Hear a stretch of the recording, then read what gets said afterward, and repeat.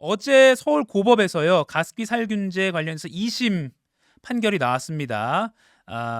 판단의 대상은 SK케미컬 과거 SK케미컬 대표와 또 애경산업 과거 대표였는데 전 국민에게 독성 시험을 했다라는 아주 법원의 일침이 있었고요. 이 SK케미칼 전 대표와 애경산업 전 대표에게는 각각 금고 4년형이 선고가 됐습니다. 좀 자세히 들어가 볼게요. 이게 무슨 말이냐? 사실 이것도 꾸준히 팔로우업을 안 하신 분들은 조금 낯설 수 있어요. 갑자기 또 이렇게 법원 판단이 나왔다고 하니까. 가습기 살균제 문제는 익숙하실 겁니다. 유해 화학 물질이 들어간 가습기 살균제를 제대로 된 평가 없이 그냥 판매를 해서 많은 분들이 고통을 받았습니다.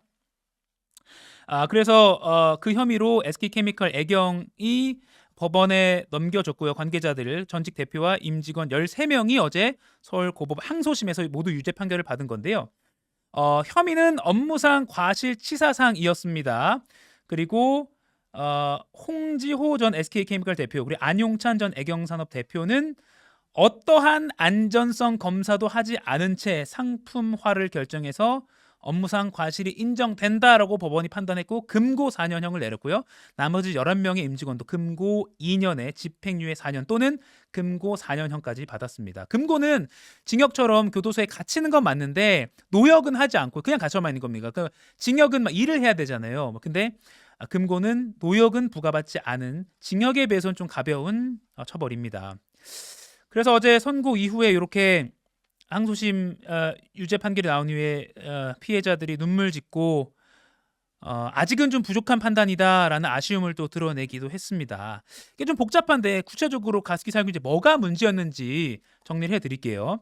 일단 정부 공식 피해자만 5,667명이고요. 사망자만 1,258명입니다. 그런데 예를 들어서 뭐 제가 특정 참사를 언급하진 않겠습니다. 어느 한날 한시에 빡 수백 명이 돌아가시면 우리가 정말 충격을 받고 하는데 1258명이 가습기 살균제 피해로 사망했는데 오랜 기간 전국에 분산돼서 살아오시면서 숨졌기 때문에 돌아가셨기 때문에 우리 국민들이 봤을 때는 한 번에 오는 충격이 많지 않은 거예요. 그래서 이게 엄청난 참사인데도 불구하고 우리가 관심을 많이 안 갖고 있었어요. 다시 말씀드립니다.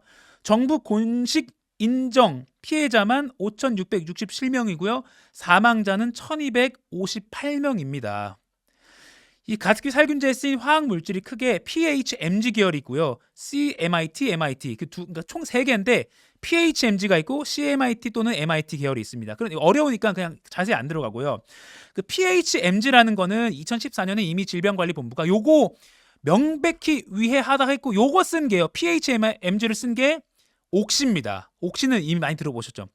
옥시는 그리고 고 대표는 징역 6년형이 2018년에 확정돼서 복역 중이고요. 반면에 어제 2심 판결이 난 요게 CMIT, MIT인데 그러니까 애경이랑 SK케미칼이죠. SK케미칼은 옛날에 유공이었죠. 여기는 이 CMIT, MIT는 명백히 위해하다는 게 아직 안 나왔던 거예요. 1심 때는. 그래서 1심 때는 무죄가 나왔는데 그 이후에 실험 결과들이 나오면서 위해성이 입증이 되면서 어제 뒤집힌 겁니다. CMIT, MIT. 이 CMIT, MIT 계열을 쓴 피해자도 전체 피해자의 41%로 상당히 비중이었거든요. 근데 1심에선 무죄가 나왔다가 아니 우린 이렇게 코에 막 이 튜브를 끼고 막 폐에 문제가 생기고 심지어 사망까지 했는데 41%는 2,000명 넘는 수치가요. 그런데 1심에선 무죄. 뭡니까? 허탈했죠.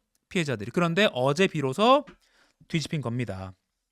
그러면 당연히 당시 그 사람들은 모르고 썼죠. 제가 한겨레와 인터뷰한 한 피해자의 사례를 좀 보여드릴게요. 정말 안타까운 사례입니다. 김태종 씨의 사례인데요. 가습기 살균제 참사로 4년 전에 아내를 떠나 보냈습니다. 아내인 고 박영숙 씨는요. 2007년에 어제 이제 유죄 판결이 난 CMIT, MIT 성분을 원료로 한 이마트 PB 제품 가습기 살균제를 썼습니다. 2008년 3월에 숨쉬기가 힘들다 하면서 이 박영숙 씨가 쓰러졌고요. 12년을 투병 생활을 하다가 2020년 8월에 세상을 떠났습니다. 더 비극적인 건요. 이 아내는 이 교회 성가대 소프라노 활동을 했고요. 그래서 남편이 아 여보 목 보호해야지 하면서 이 가습기 살균제를 직접 구매해줬고요. 목을 지켜주겠다고. 그리고 가습기가 잘 분사되도록 아내가 잘 때는 이 가습기를 아내 쪽으로 잘 분사되도록 이렇게 막 방향까지 맞춰준 겁니다. 그래서 이 김 씨는요 아내가 떠난 후에 안방에서 잠들지 못하고 아직도 거실에서 잔다고 합니다. 정말 안타까운 일이죠.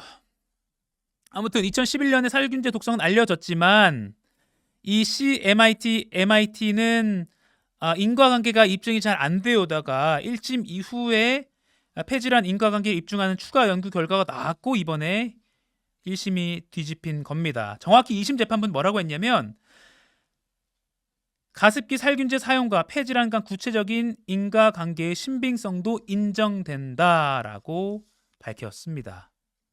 하지만 피해자들 입장에서는 고작 금고 4년형이다 라면서 조금 피해가 적다라고 여길 수밖에 처벌이 적다라고 여길 수밖에 없습니다. 왜냐면요 이 회사들이 완전 엉터리였거든요. 2심 재판부에 따르면 1994년 유공이죠. SK케미칼 전신이죠. 독성 시험을 해야 합니다라고 내부에서 목소리가 나왔는데 이를 무시하고 바로 가습기 살균제 출시했고요. 출시한 그 다음 해 서울대 수의과학대학에서 문제의 소지가 있습니다. 실험이 더 필요합니다라고 의견 냈지만 이를 묵살하고 계속 판매했습니다. 그래서 재판부가 사실상 전 국민을 상대로 만성 흡입 독성 시험을 행한 사건이다라고 이 사건을 어제 규정한 겁니다.